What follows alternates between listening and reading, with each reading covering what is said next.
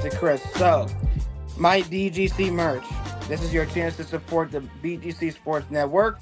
It's finally here. We're introducing the My BGC merch store, where you can purchase authentic BGC merch like our BGC coffee mugs, the overhyped, unofficial, slightly censored turkey then T-shirt. Say that 3 times.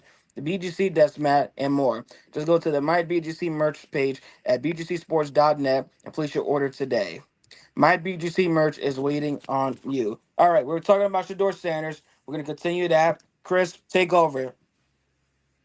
Well, and I wanted to get back to something about the oblique situation and whatnot. Wondering how long you think Shador will sit out, and how does it affect his chances? Because of different things I'm hearing Saphyr on the internet is that some people are saying, hey, he may not start, but then again, they're kind of treating him like a guy who was a fifth round pick, and sometimes guys who are fifth round picks often don't get the kind of reps with the first team. So how do you think it affects his chances to be a viable contender for that position? And how does it fall in the depth chart? That's the thing I'm worried about.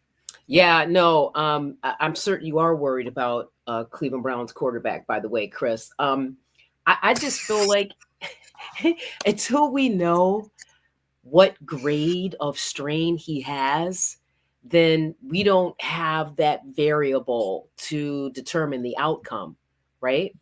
I mean, if it's mild, that I know, that takes maybe like 3 weeks to get over.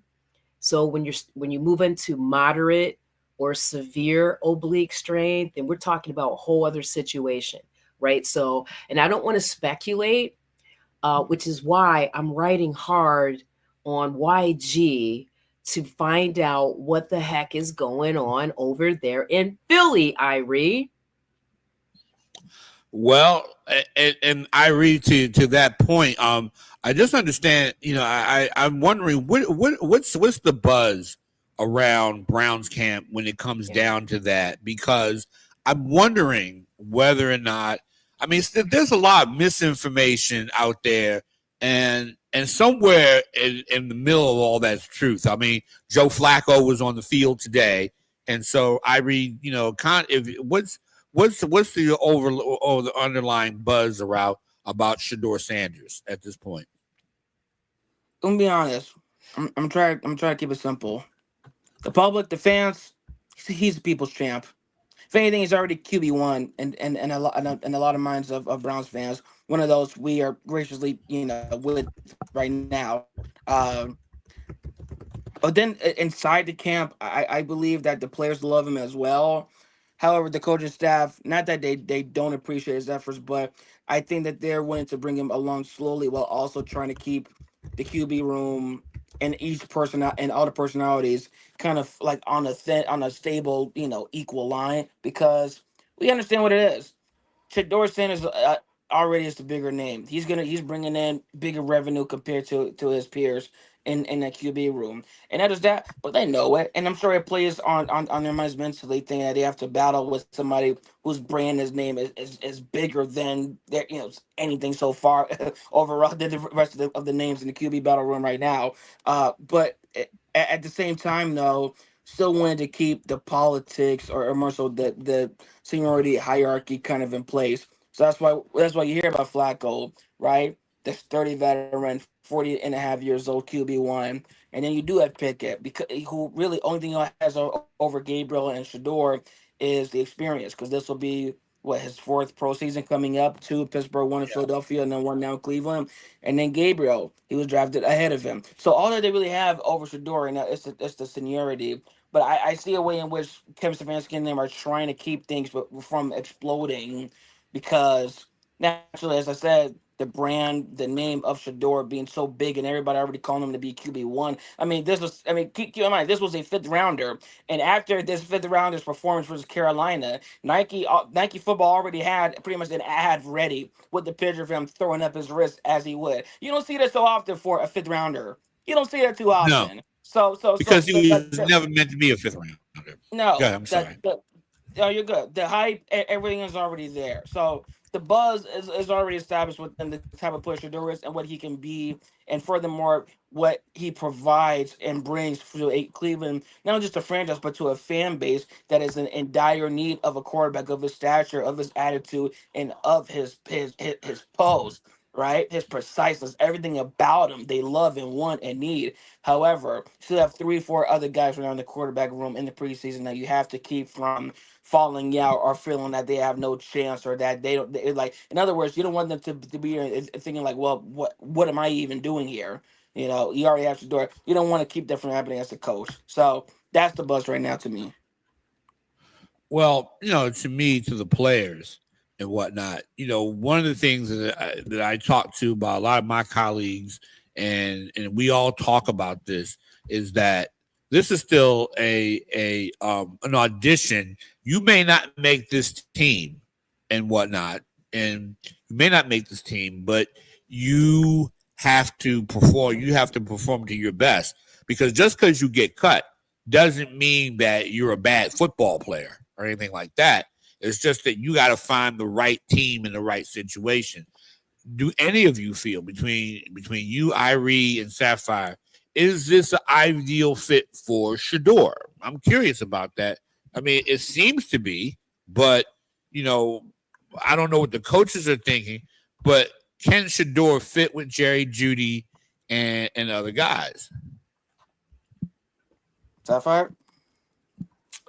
So women say it this way when we marry: did you marry up or did you marry down?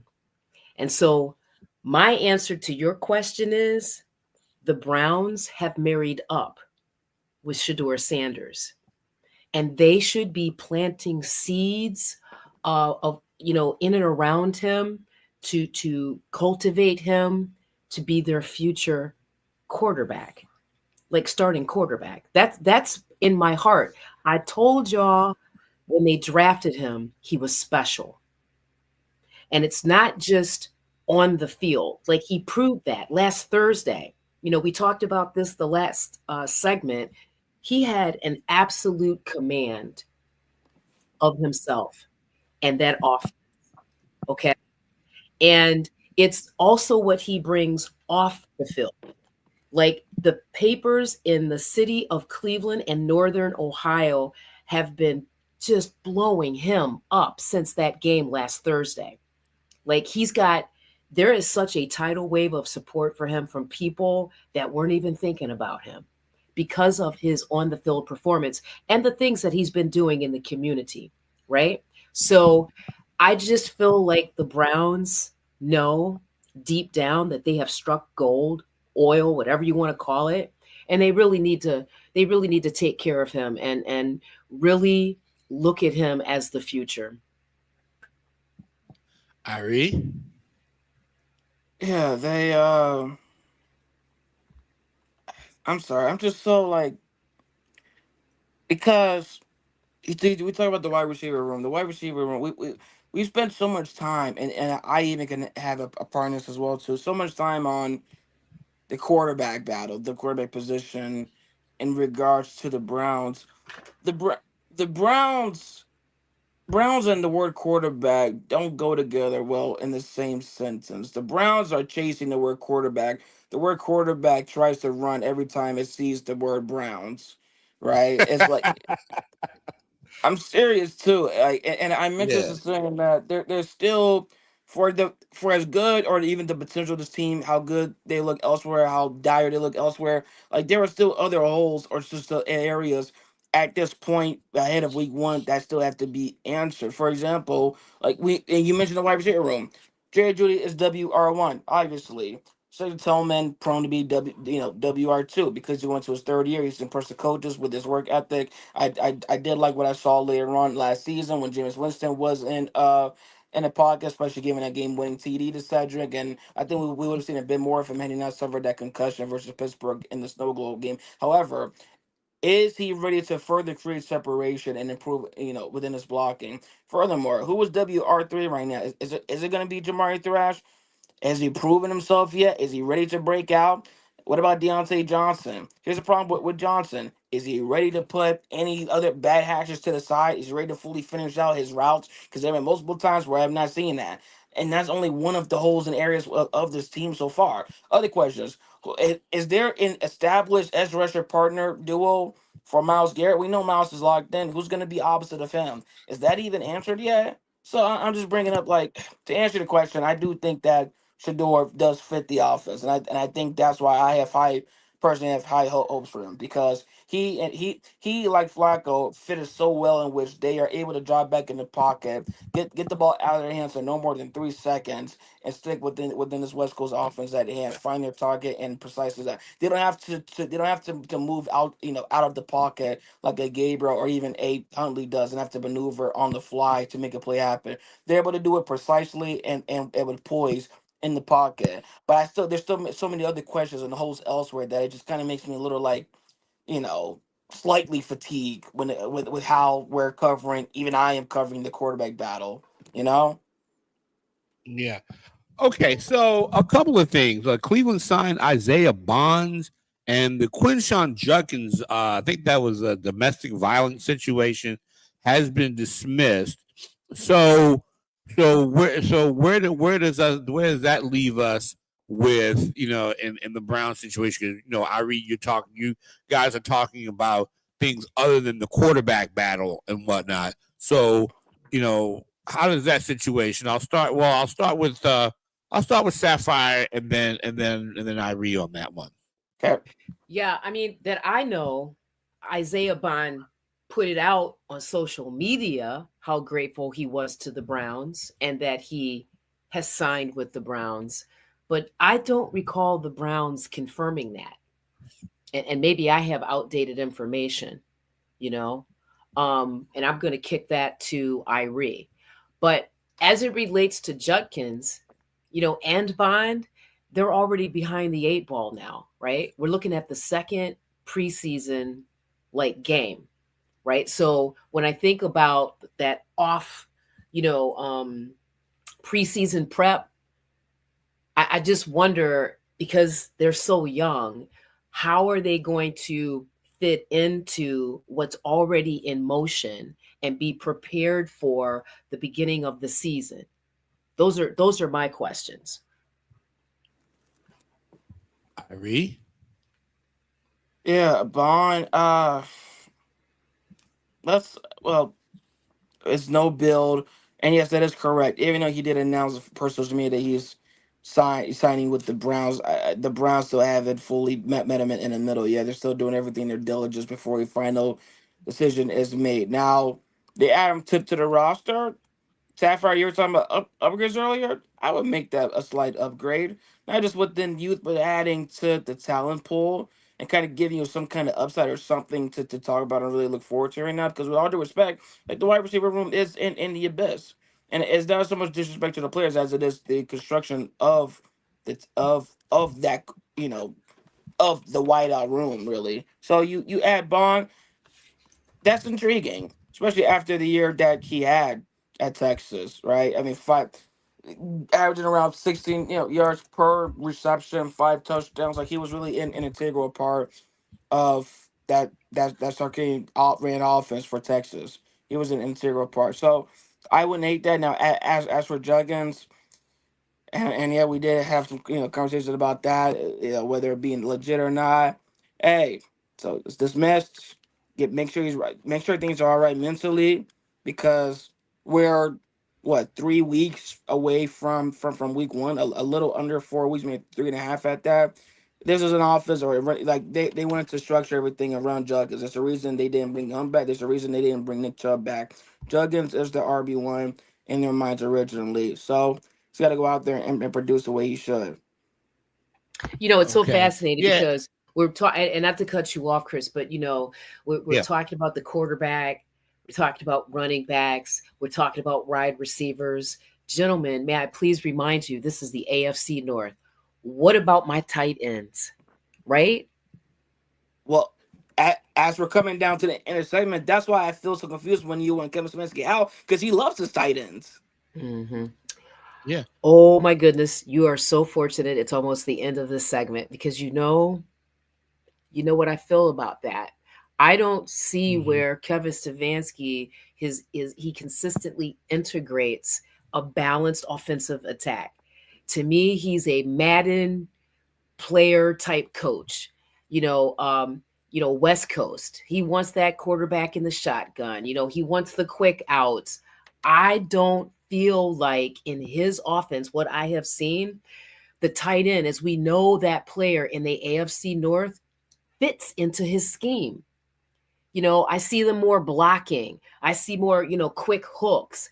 I don't see seam routes. I don't, by the time Njoku gets the ball, he's not even turned up the field and getting his motor going, right? It's the little things that I see that make me feel like that position is not a premium, like at least to Kevin Stefanski.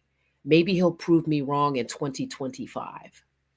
You want some Right. more swing passes, OG? Yes, I do. Yeah. Some more sell out, Yeah. sell out rough red zone packets. That's what you want. You know how frustrated I was last year because every time Njoku got the ball, he was looking back, then turned up, then the defender was in his face, right? I just, you got to talk to me, right? This is how you keep the pressure off of your 41, 42-year-old quarterback. You use all of the assets that you have on offense. And considering that he is a 40-something, we got about a few seconds left. Considering that he is, or a minute left, a 40-something-year-old quarterback, Flacco can break down at any time. I mean, we saw when they went to the playoffs, he may have a brilliant game, and then he may, then he'll throw about a couple, he'll make a few bad passes and look like a 40-year-old man. And so from that perspective, if you could do this in a minute or less and whatnot, can you talk about, you talked about pieces. Quinshawn Judkins, he was cleared from his situation, as was the other wide, as was Isaiah Bond. Do these guys have to contribute quickly? Like Judkins, he has to contribute. And which Deontay Johnson are you going to get? Are you going to get the guy who was basically, a head case, one and quick in about 30 seconds or less? Can you talk about, his important, is how you talked about how important, but those guys have a lot of guys have question marks. I can't answer that question in 30 seconds. Y'all gonna have to tune in to listen to our last segment on this Saturday and Sunday. Okay. All right. So we have got to go to break. You are listening to the Locker Room Readout on the BGC Sports Network.